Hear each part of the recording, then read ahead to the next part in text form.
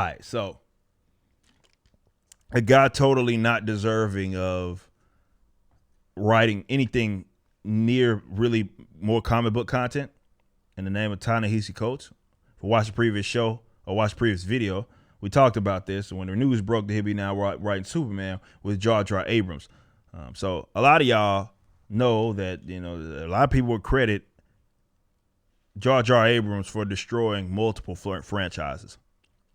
So you're probably sitting here wondering, like, how the hell did he get that gig? What information, which is the question I asked, what information does he have on these people to where they get him? And it's not even that he's getting to direct, or rather be in this case, producing content for major mega franchises, but running them into the ground. You know what I'm saying?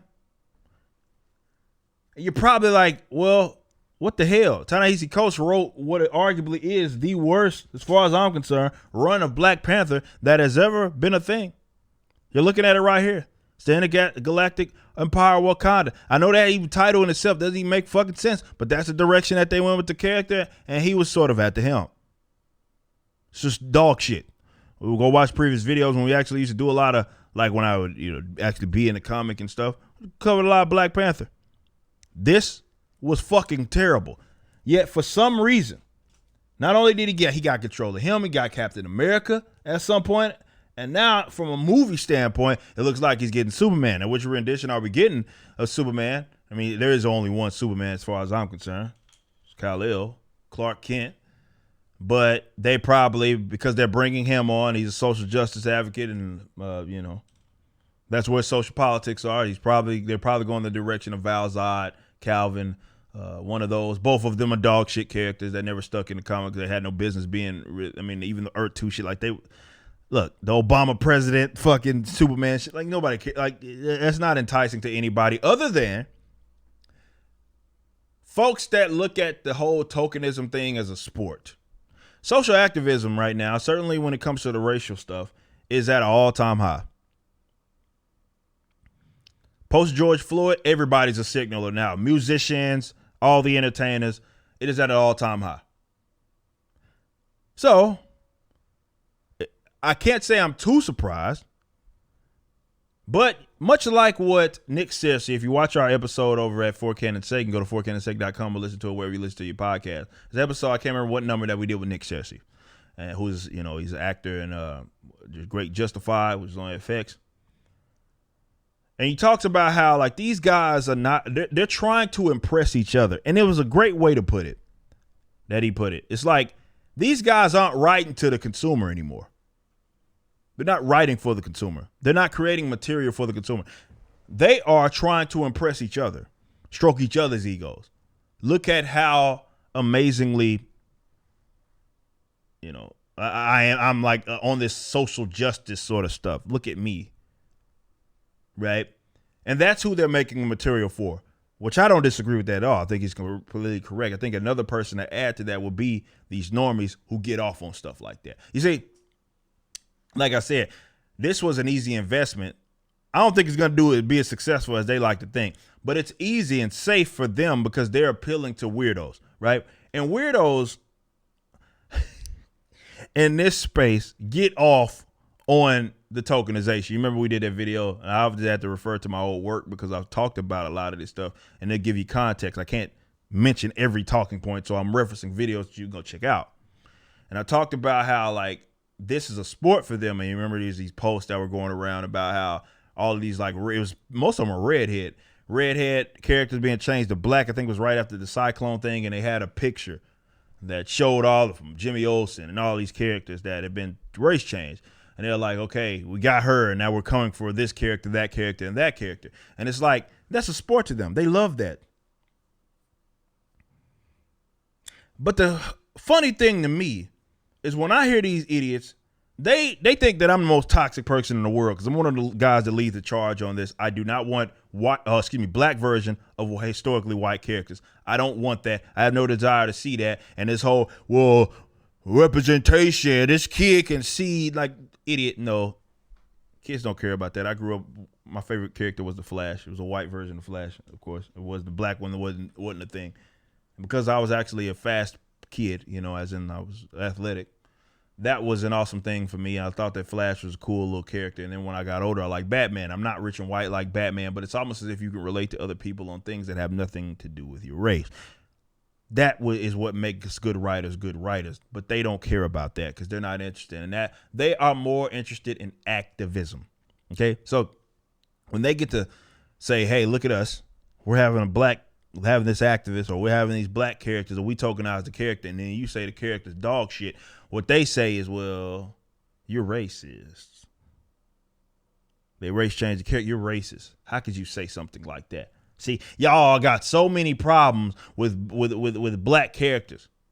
And much like I said in the first video where I covered that, you are a dumb son of a gun if you are the one that's going out there saying that. See, I have been in the comic book culture for a very long time. And I'm going to be completely honest with you. I have never, ever heard anybody that was an actual fan of comic books, not a normie who Wikipedia'd some and became an expert on Val Zod and Calvin today when they heard that this was going to be a thing. Not those guys. I'm talking to guys that got mountains and mountains of these bad boys, right? And are at the comic book shop every Wednesday. Those are the guys. Those aren't you. Not the cosplayers on Instagram. That's not who I'm referring to. Not the guys who just do nothing but watch TV shows. Not them.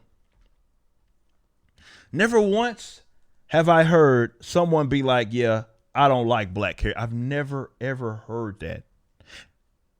See, their entire rhetoric, or rather their narrative, depends on that being true because it shields them from criticism. And that's what's going to happen. They'll probably trot out Val Zod or Calvin or something like that, and then we get Black Superman. And hell, they may even go all the way and just make Clark black. I don't know. Right? And you'll have Black Superman, and they'll claim that, "Oh, hey, it's so heroic and so look at us, activism."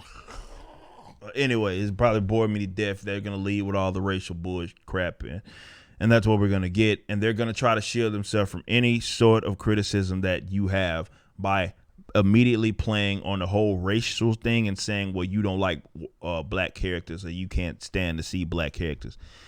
No, you idiot. It's a simple thing and a simple solution. Hey, create character, start from scratch. Not black version of what? Not Miles. Not asking for Miles Morales, who is Black Peter Parker with Jordan 1s. That's all he is in the comic books. He acts just like him. I'm not asking for black version of character that exists, which is what Val Zod is, which is what Calvin was. Black Superman. It was specifically created to be exactly that. That's not what we're saying. Even if you utilize the whole, whether it be like with Kryptonians or anybody that were, or they're, the people that they were, let's say, beefing on,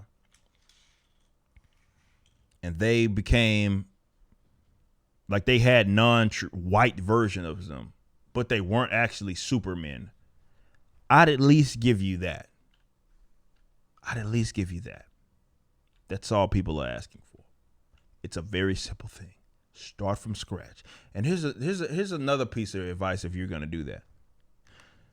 I always say how you want to know why these white characters have stuck around for a very, very long time. You want to know? Some people would think, well, it's because a lot of them were just created and it just happened to be at a time that everybody was, most of the characters were white. No. Yes, for Batman and the Supermans who have been around for hell longer than some of you guys' mothers were alive. I get that. But there's also been characters that have come up, like, for those that modern-wise, characters like Punisher, Deadpool, those are more recent decades, right? You're talking 80s, 90s. Like, they weren't coming around in the 40s, 50s, and 60s. Right? All the Claremont stuff that came out in the 80s with some of these X-Men. So a lot of these guys can be created in an era where that is more conscious of, okay, the fact that, well, there's going to be different characters of different races and of both genders. Just make them original. But the reason why a lot of those won't stick is because when a creator goes to make a straight white character, they have absolutely no social ill to play on. See? So what it does is it forces the maximum creativity from the person that's writing this. Whereas to what we deal, unfortunately, with black characters, unfortunately with a lot of female characters as well, their existence has to be ran by way of sexuality, gender, and race. So they have a predictable arc that deals with like the racial stuff. It's like Batwoman. Everybody was waiting for Batwoman to spend 3 episodes focusing on the sexuality, and that's exactly what they did. Right? God forbid a black person just be a lawyer or something like that. You know, like he's just a farmer. Right? No, it's this guy. It's okay. They even retconned Static, right? You have to have him part of these protests and stuff like that. These guys have no idea what they're doing because they're activists first trying to impress each other as well as the normies that eat that sort of stuff up and just for whatever reason put all of their validation in like black characters. So it doesn't matter if the character's good or not. It's like, oh, it's a black character. Oh, foam at the mouth. It's the greatest thing in the world. Especially when you consider DC. They have the milestone thing, and some of those characters are licensed. They even bringing some of them back. And you didn't get black. You know what? They could have gave you Icon. They didn't get you Icon. Who is basically Black Superman. It's like literally Black Superman. That's really what Icon is. But he's just not Superman. You couldn't even get that. No, you're going to get black version of a historically white character because that's all they think that you're good for. And they dangle that little carrot. And of course, these corny ass activists, actors, actresses, producers, directors, whatever, they're gonna take the gig anyway. Just especially if they can display their sort of activism. So they dangle that little tokenism carrot in front of you. And it's funny because I point that out and it's true, right? They know you gonna foam at the mouth at a black version because that's for whatever reason you only look at the white characters as valid characters. Right. So if you see a black version of that character, then, of course, you now get, oh, wow, we're getting a black version of like as if there aren't original black characters that exist. And then they dangle that carrot in front of you and you eat it up every time.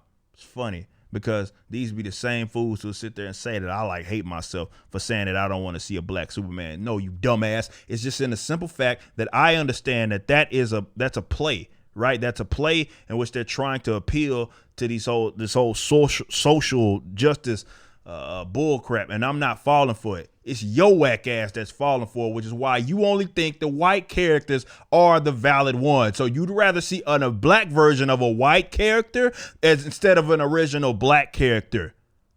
That's what you love. How dare you say I hate myself? I don't know about that. Maybe it was a projection the entire time.